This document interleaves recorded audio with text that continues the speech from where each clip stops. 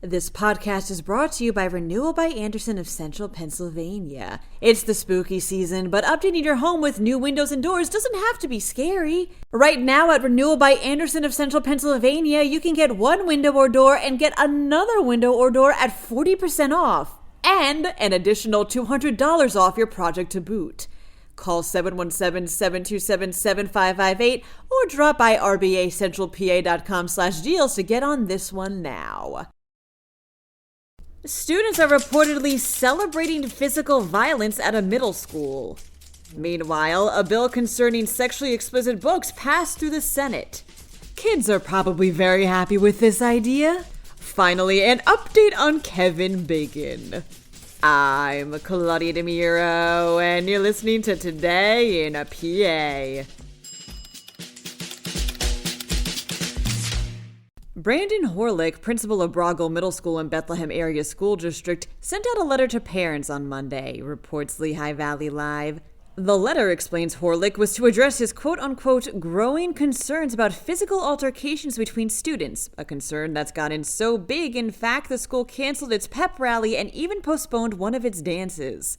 Writes Horlick, quote, "A major concern that I have is the amount of students instigating, promoting, recording, and celebrating physical violence on students and staff members when they intervene. Students involved in such behavior," Horlick continues, "will now be investigated and may be barred from participating in school events, field trips, and extracurricular activities."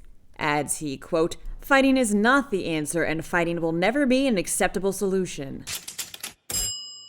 A bill passed through the state Senate this week that would require parents to opt in to allow their kids to access books deemed sexually explicit, reports the Associated Press. Sexually explicit, as defined by the bill, meaning books showing, quote, acts of masturbation, sexual intercourse, sexual bestiality, or physical contact with the person's clothed or unclothed genitals, pubic area, buttocks, or, if the person is a female, breast. It also prohibits depictions of nudity in books for students in kindergarten through 8th grade. Those in favor of the bill see it as a way for parents to have more of a say in their kids' education. Its sponsor, Senator Ryan Allman, also states it's a, quote, very measured approach to addressing what was rapidly becoming a contentious national issue. But then there are those who peg the bill as an attempt at censorship that would harm those in the LGBTQ+ communities. Further information regarding the measure remains pending.